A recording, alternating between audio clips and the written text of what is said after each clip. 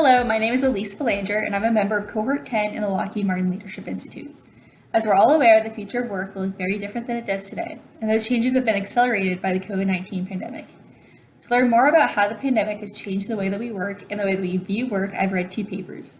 The first one, titled "The Effects of Remote Work on Collaboration Among Information Workers," published in Nature Human Behavior, was a study completed using data from over 60,000 Microsoft employees in the United States. The researchers found that although the number of collaborators for individual employees did not change, the number of distinct business groups that employees interacted with decreased. This means that employees spend more time within their groups, strengthening existing bonds, while each group becomes more distant from the other. Generally, individual collaboration networks have become more static. Churning bonds have decreased, added connections have decreased, and this means that employees are not accessing as much new information in other parts of the organization as they would in person. The study also looked into the methods of communication and found that the difference between remote and in-person collaboration is in how we collaborate and not how much we collaborate.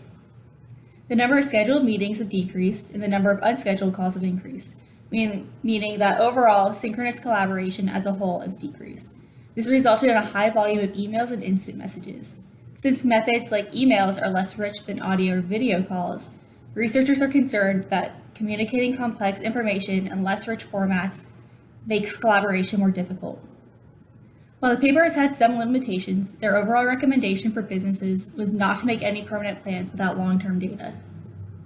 The second paper I read, conducted through Poly, which is a global communications company, focused on a study in Europe and the Middle East about the evolution of the workplace.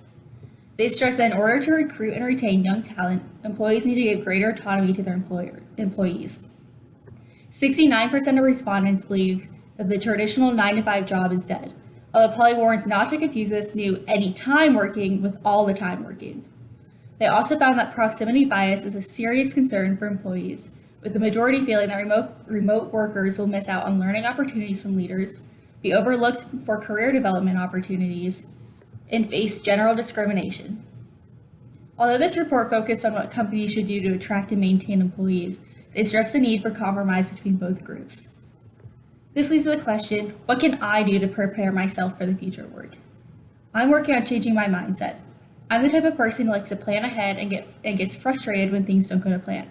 So I'm working to embrace change. I'm working on accepting uncertainty and thinking on my feet to make sure that I'll be able to make changes and change directions quickly. Hopefully, as I get more practice, this will stop becoming reactive and become a habit. Thank you.